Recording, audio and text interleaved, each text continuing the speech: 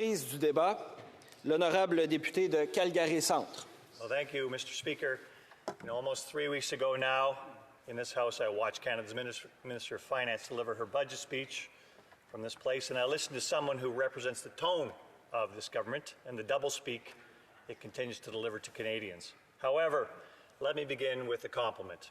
One of my Liberal colleagues in this House asked me just prior to the budget what would be in the budget for it to be palatable. And my response was that if the budget came in below $50 billion, the deficit, I would be surprised. And I confess that I did expect a much larger deficit, given this government and this Minister of Finance's predisposition to spend other people's money, with no regard for the negative consequences and no foresight for what this country will need in the future. So the Minister's budget didn't quite get over the bar. It was close, but let's accept that my expectations were very low, given what I've seen from this profligate government. The future is always uncertain. If there is one thing the past few years have shown us, it is that the world's challenges and Canada's challenges will continue to increase. Those events that challenge governments are not slowing down as the 8 billion people that inhabit this world are becoming more divided economically, politically, and socially. Those events are in fact increasing. Natural disasters, pandemics, wars, safety, and emerging world food crisis. These are challenges that have not tested a Canadian government for some time. And much like the financial meltdown of 2008, from which Canada emerged relatively unscathed, thanks to good government both before the event and during the event, and a doggedness to get back to balance in this country, we need to focus on the state of the country that we are leaving to those who come after us. We don't prepare for events when we are in the middle of events. We prepare ahead of time to abate the risk that events beyond our control will happen. That is the practice of risk management. And that seems lost at all levels of this government. The rot, as I see it, has taken hold through many levels, but it comes from the top.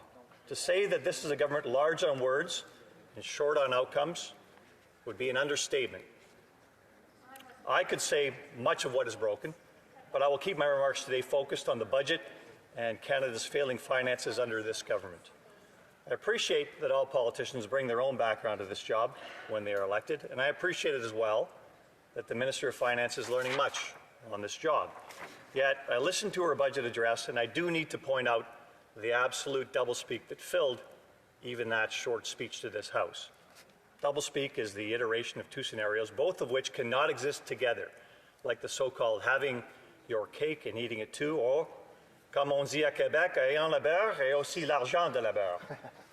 The notion that Canada is doing very well economically, and without missing a beat, justifying why Canadians need to go a further $52 billion into debt as a nation. There was a time when public officials showed responsibility and restraint when they bragged about the strength of a country's economy. Those strong economic times were opportunities to pay back debts incurred in difficult times and to prepare the country financially and socially for future events, which always arrive without warning. Canada's government seems to have decided that we need to fund our military after seeing the threat of a hostile Russian autocrat invade a peaceful democratic country.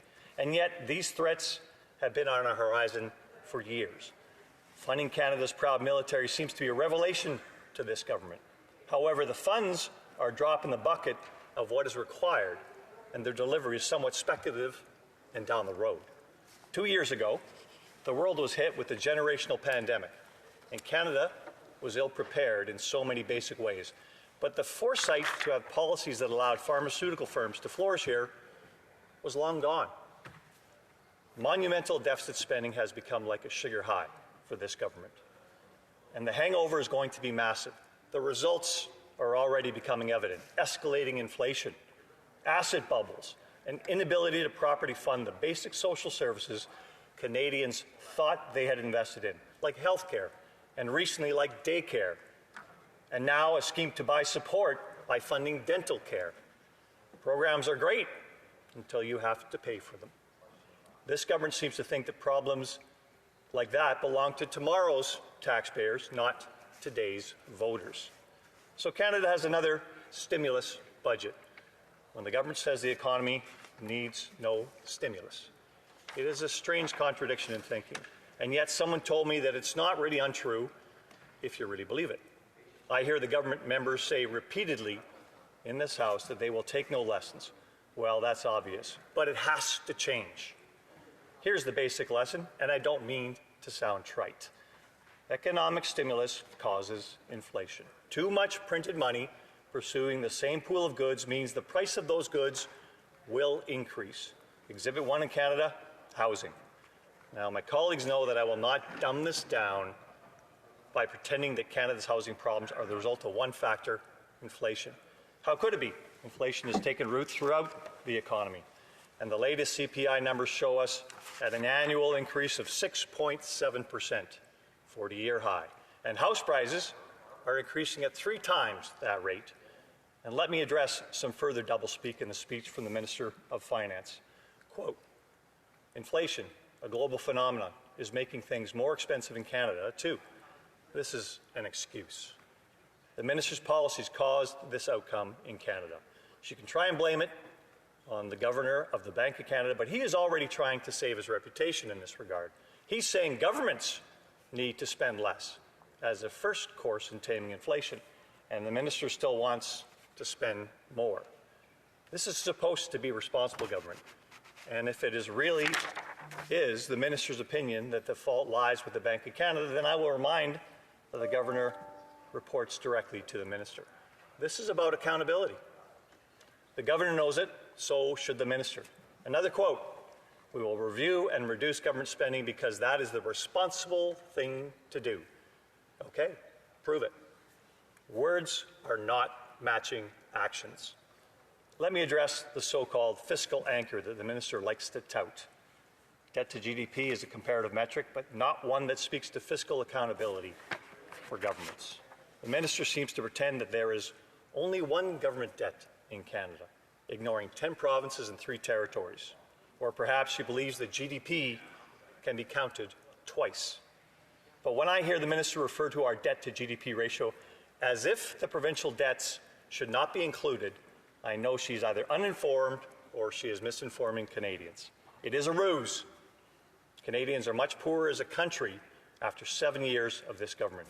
Our country's combined capital stock showed a decrease last year. Depreciation of our country's assets exceeded the amount invested in new capital here. These are metrics that matter, and this government has driven investment out of this country. Another quote, Canada has a proud tradition of fiscal responsibility. It is my duty to maintain it, and I will. Does the minister actually believe her own words? Let's acknowledge that the Trudeau government this country has endured has been anything but fiscally responsible. And the saga continues with this year's projected $52.4 billion deficit in an economy supposedly close to full employment. Let me address some of the nonsensical and counterproductive spending in this budget. A new Canada Growth Fund, in addition to the boondoggle that is the Canadian Infrastructure Bank. It will attract billions of dollars in private capital. We need to transform our economy at speed and at scale. It will invest using a broad suite of financial instruments, including all forms of debt, equity, guarantees, and specialized contracts. There's lots of debt available for investing in projects in Canada. There's lots of equity. If the government is guaranteeing returns or specializing contracts, it speaks to their basic misunderstanding of financial markets, search for clarity and transparency. And it also speaks to their predisposition to increase the risk being borne by taxpayers on projects that do not make sense. I'm going to close here, finally, on a positive note that I heard in the speech from the Minister of Finance, tackling the Achilles heel of the Canadian economy, productivity and innovation. Quote, but we are falling behind when it comes to economic productivity. Well, it's good this minister has an eye on the mess the government has made of Canada's economy. We are falling behind, and we need to address it. This budget falls far short on this important initiative. So far short that it doesn't even address the reason we've fallen, and that is evident in the approach of this government over the past 7 years. The first step this Minister of Finance could take would be to acknowledge that she has helped create this problem and start to undo some of the significant economic damage her government has visited upon Canadians over the past 7 years. To solve a problem, you first admit you have one. Indeed, admitting you have caused these problems by your own actions. Thank you, Mr. Speaker.